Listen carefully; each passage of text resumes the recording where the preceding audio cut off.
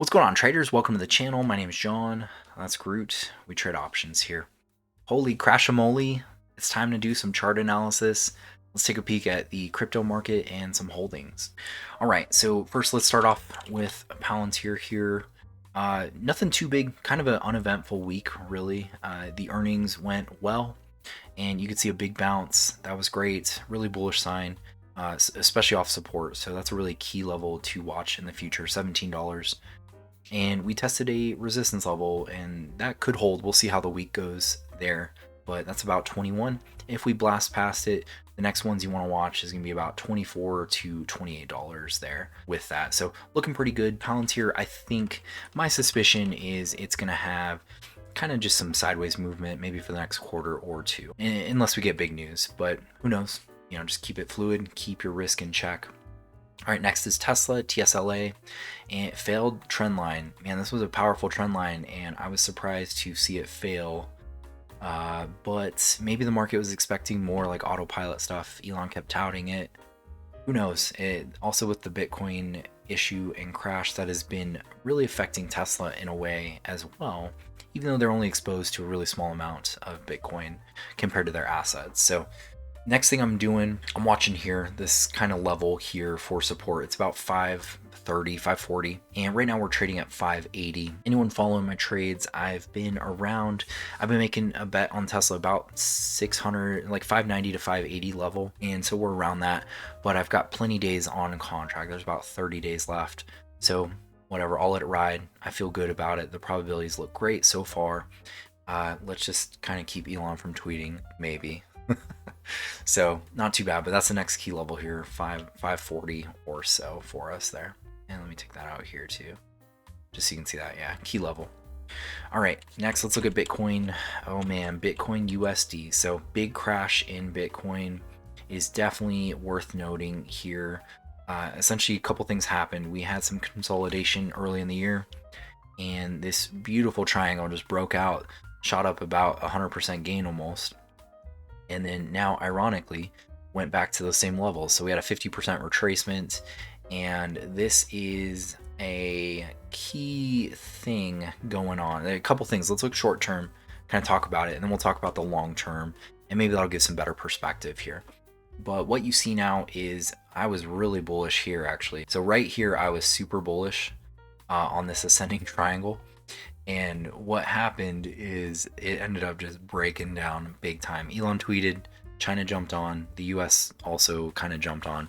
So there's a lot of fear in the news cycle. Basically, China's banning crypto, Elon's kind of banning crypto, or at least Bitcoin. And then in a way, the US didn't say they're banning it, but they want to track you to tax you.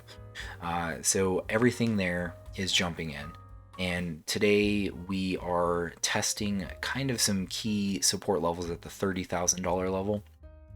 We got to see if this holds. That's a really key level to watch.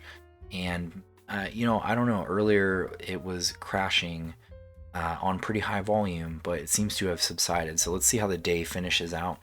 Later this week, we'll definitely know a lot more on the status short term of Bitcoin.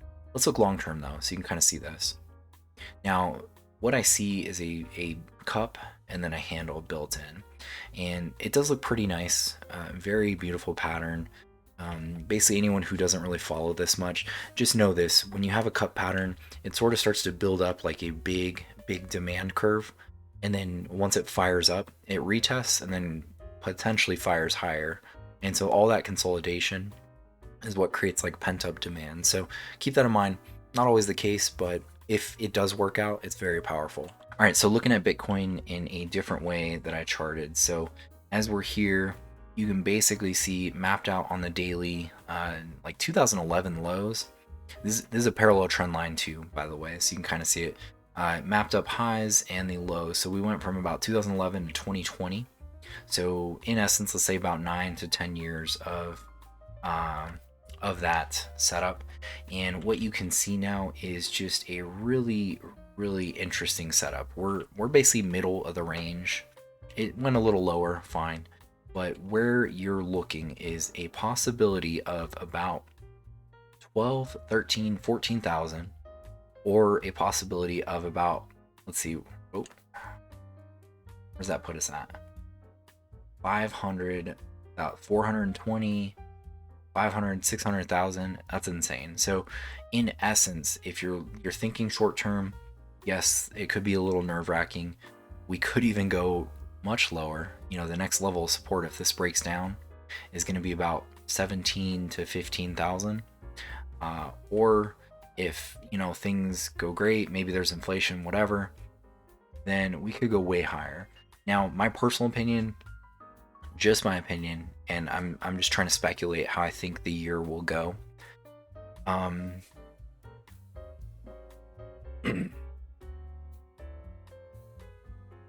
Let's think about it this way. The travel is going to open up significantly.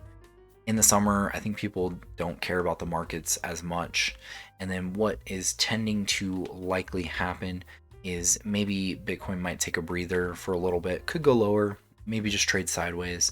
But as the end of the year and a year from now heats up, well, we could start seeing more situations and issues with the US market. And then that might make a flight to Bitcoin more likely. You know, it really just depends on kind of how things play out. Obviously, these scenarios didn't work out fine, but there could be another sideways to down scenario.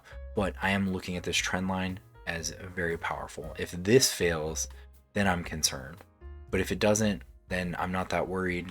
You know, I think we're somewhere in between no man's land for that setup. So was a little bit bullish here, but thankfully I didn't add any or buy this because I was waiting for a jump and a retest, and that did not happen. So keep that in mind. Always keep your risk in check on these trades.